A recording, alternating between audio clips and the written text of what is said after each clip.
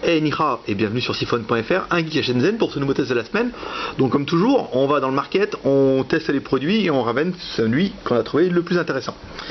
Cette semaine, et pour conclure les tablettes PC, on a trouvé enfin celle qu'on estime le mieux. Une tablette PC en 10 pouces qui reprend un peu le look forcément du iPad. Le bien nommé, bon à part que l'iPad est quand même super fin. Donc on reprend une tablette PC 10 pouces, connectique gros look iPad, forcément. Bouton du haut, plus moins le menu. Un petit pour le verrouillage, ça doit être une espèce de jack. Sur le côté, elle est là la jack. On a le micro, le haut-parleur et le bouton mise en route. Donc, cette tablette a un écran de 9,7 pouces d'après le fabricant, d'origine LG. Donc c'est vrai que du coup, et en plus elle est capacitive. Donc c'est vrai qu'elle est quand même assez agréable. Voilà, ouais, c'est comme ça. Non, j'ai bloqué quoi? Tac, ici. Voilà, en fait, j'ai bloqué l'accéléromètre. Donc il y a un processeur 800 MHz. Bon, c'est pas une bête de course, mais ça suffit amplement. 600 c'est un peu léger, mais 800 c'est bien. 512 de RAM, un disque dur de 8 Go. Voilà. Donc elle n'a pas tout ce qui sert à rien. Elle n'a pas de GPS, mais elle a le Wi-Fi. Elle n'a pas de slot micro SD. Mais elle a une connexion USB, quelque chose qui est assez fréquent maintenant. C'est qu'en fait vous avez la connectique de la tablette avec au bout une USB. Donc ça permet de lire du USB si on a besoin ou pas. Donc après dedans on reprend une tablette avec Android 2.2. Donc vous avez vu c'est quand même assez c'est clair, c'est sympa.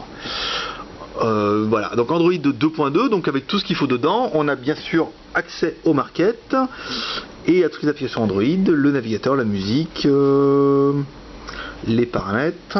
Donc là on a quand même un bon français, c'est une tablette qui est bien traduite, on a un vrai Android dedans. Donc le modèle on est bien en 2.2. Donc que dire de cette tablette? Vraiment de toutes celles qu'on a essayées, c'est vraiment le mieux, surtout rapport prix. Pour un modèle comme ça où on va être nous à moins de 240 €. Vous avez une tablette qui fait 10 pouces, qui a un écran capacitif qui est, vous allez voir, on fait pas semblant, pas besoin d'appuyer, il suffit vraiment juste d'effleurer. Voilà. Donc elle est assez réactive. On a toutes les applications qui vont bien, et le petit plus en fait de ce modèle là par rapport à d'autres qu'on a vu, elle a une batterie de 8000 mAh. Avant on avait pu voir des batteries tournées qui faisaient 2 fois 3004 ou 2 fois 2000. Alors on a vraiment une batterie de 8000 mAh. 8000 mAh, en fait l'autonomie annoncée du fabricant est de 7 heures. Alors 7 heures, ça peut dépendre de pas mal de choses. À mon avis, si vous tirez bien sur le Wi-Fi, la vidéo et tout ce qu'il faut pas, ça risque d'être à peu près dans ces eaux-là, voire un peu moins. Mais à mon avis, dans une session classique, on devrait vraiment avoir quelque chose de bien. D'après le fabricant, c'est une tablette qu'ils annoncent en 100% copie iPad. Bof, ouais, au niveau du design, mais après bon, au niveau du capacitif, du processeur et tout ce qui va bien et d'Android, on est vraiment, on va être 100% dans de la copie, mais donc là vous allez voir, on a la caméra, mais on ne sait pas si c'est le reflet ou voilà, on voit bien que voilà, donc je sais même plus où j'en étais, mais c'est pas grave. Ouais, donc bon, on est 100% copie. Au niveau du design, au niveau de la tablette, on a vraiment quelque chose de différent, mais vraiment une tablette que moi j'ai surkiffé parce qu'elle est vraiment pas mal. Maintenant, est-ce que je peux mettre, on était relié en Wi-Fi la dernière fois, les paramètres, les musiques, navigateur, horloge, calculatrice, magnétophone, Android Market, agenda. Oh, il y a du Ninja, ça par contre j'aime bien, je m'amuse beaucoup avec ça. Les applications chinoises, navigateur, les musiques, les galeries. Voilà, on va trouver des photos ici.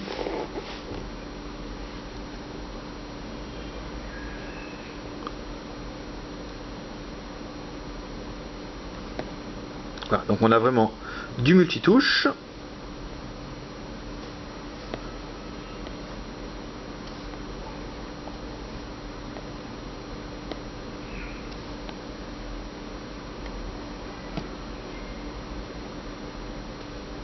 Non, c'est sympa, elle est vraiment, vraiment une des tablettes que on a apprécié, surtout en 10 pouces. Bon après, je sais pas, on peut dire que le GPS et il lui manquerait peut-être que ça, mais forcément le GPS ça se paye, et si on n'en a pas besoin, et ben on le paye un petit peu pour rien.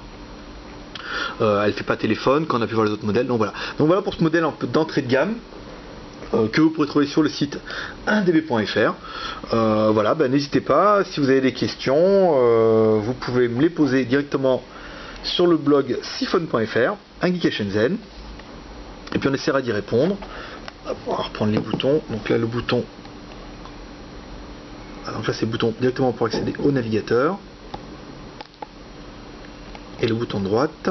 Voilà, on a les menus en bas. Voilà, un bon petit produit parmi ceux qu'on a essayé. Demain ou bientôt, et ben on a la même en 7 pouces. Non, la 7 pouces c'est quand même bien mieux, parce qu'elle fait téléphone et elle fait GPS, elle fait Wi-Fi, elle fait capacitive, elle est petite, elle est pas chère et elle est trop bien, et c'est devenu ma tablette officielle. Après celle-là. Et les 3 autres. Bon, en même temps, si vous regardez ce site, vous devez comprendre un peu l'énorme problème de tout acheter à chaque fois.